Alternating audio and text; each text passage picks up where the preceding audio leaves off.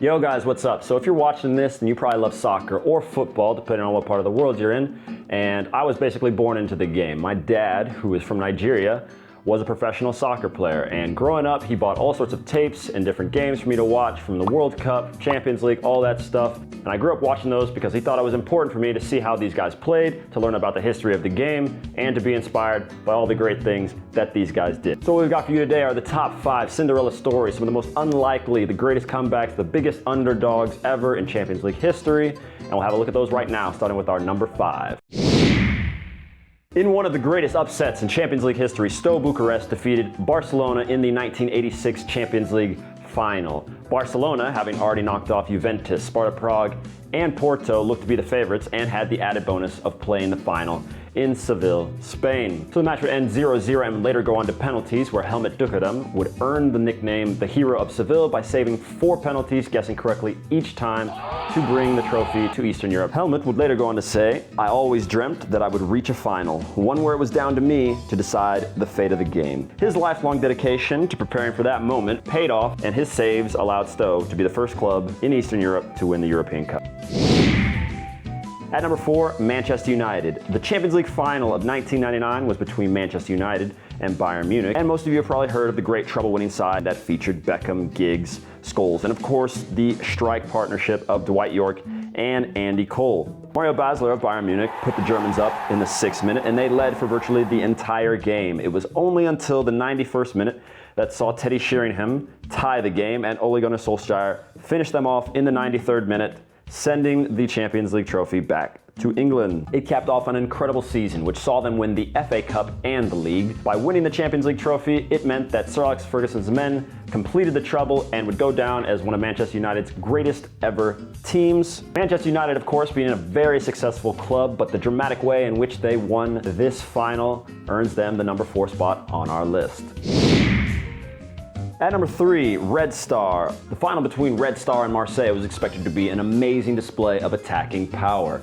And of course what followed was an absolutely incredibly boring, dull, and defensive match that ended in a 0-0 tie and later went on to penalties. Alright, so the final wasn't that interesting, but there was quite a bit going on in the background. Marseille were loaded with stars and backed by their wealthy president, Bernard Tapie.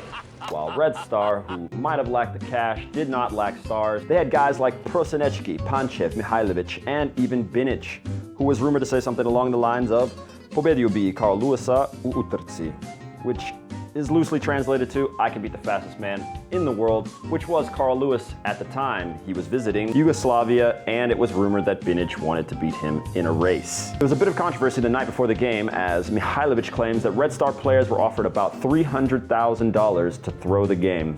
They, of course, refused, saying it wasn't in their character. Instead, they opted to play a very defensive match, knowing full well that penalties would suit them. For some bizarre reason, all ties in the Yugoslavian league that year were decided by a penalty shootout, giving Red Star an obvious advantage in the final match. Red Star nailed all 5 of their penalties and sent the trophy back to Eastern Europe for the 2nd time ever, and it has yet to return. The Celtic team of 1967 are widely considered to be Celtic's greatest ever side. All of Celtic's players were born within just 15 to 30 miles of Glasgow. They came into the final having already won 4 trophies that season and would face off against an Inter Milan side well known for their defensive style of play named Catenaccio. Inter had had great success winning the World Club Cup in 1964 and 1965, and they were expected to beat Celtic in the European Championship that year in '67. However, Celtic's 2-1 win was seen as a victory for football and the overall beauty of the game. After the match, manager Jock Stein would say, "We did it by playing football. Pure, beautiful, inventive football. There was not a negative thought in our heads." At number 1, the miracle of Istanbul and Liverpool. I can remember this one very well as I watched it live, and I was playing for the Chicago Fire at the time. I watched with a few of my teammates who all left at halftime because the score was 3-0, and they all thought there was no way that Liverpool could come back, and of course, they did. For those of you unfamiliar with the match, AC Milan took on Liverpool in the 2005 Champions League final, and it was the Italians that struck first.